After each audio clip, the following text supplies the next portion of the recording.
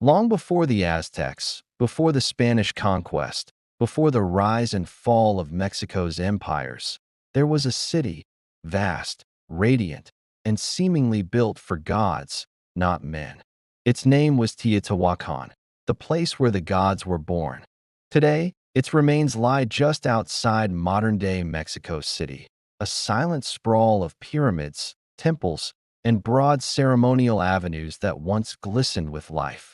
But 2,000 years ago, Teotihuacan was one of the largest and most advanced cities on Earth, a metropolis that rivaled Rome and Alexandria in both scale and sophistication.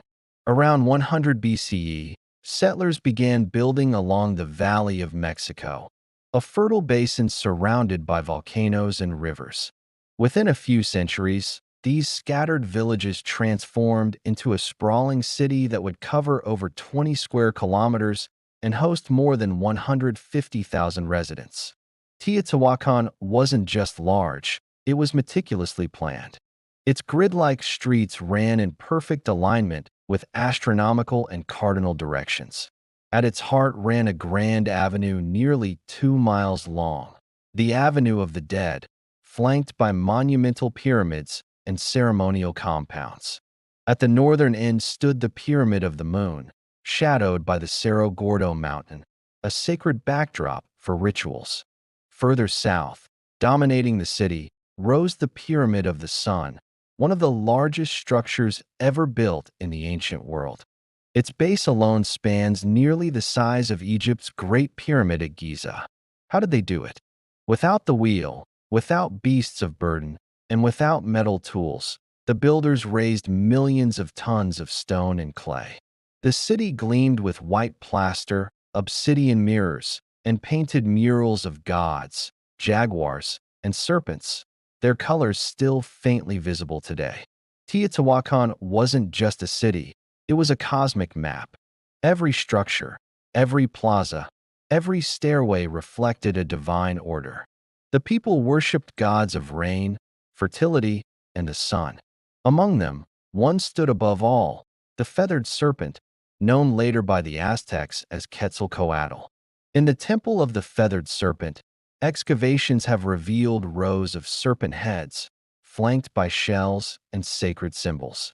Beneath the temple, archaeologists discovered hundreds of skeletons, likely sacrificed to consecrate the structure.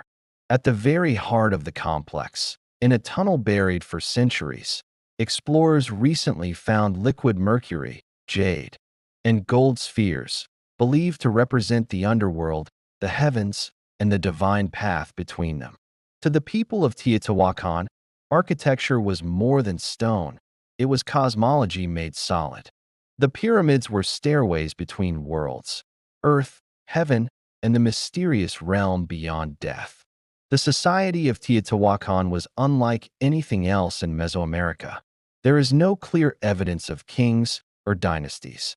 Instead, murals and artifacts suggest a collective rule, perhaps a council of elites, priests, and military leaders. The city was a melting pot of cultures: Zapotec, Maya, Mixtec, and others. Merchants traded obsidian blades, jade, feathers, and cacao.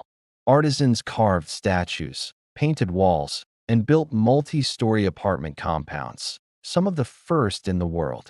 The economy thrived, religion flourished, and at its height, Teotihuacan became the beating heart of Mesoamerica, a place of pilgrimage, trade, and divine ambition. But then, something changed. Around the year 550 CE, Teotihuacan burned. Archaeologists found charred temples, smashed idols, and abandoned homes. The once great Avenue of the Dead was covered in ash. But what caused it? Was it invasion? Rebellion? Environmental collapse? Evidence points to internal revolt. Temples of the ruling elite were destroyed, not by foreign armies, but by their own people. The flames may have marked the end of a theocracy, the fall of the priestly order that once controlled the city through religion and sacrifice. After the fires, the population scattered. The great city slowly fell silent, its gods dethroned, its people vanished into history. When the Aztecs arrived nearly 1,000 years later, they found only ruins, vast pyramids swallowed by time.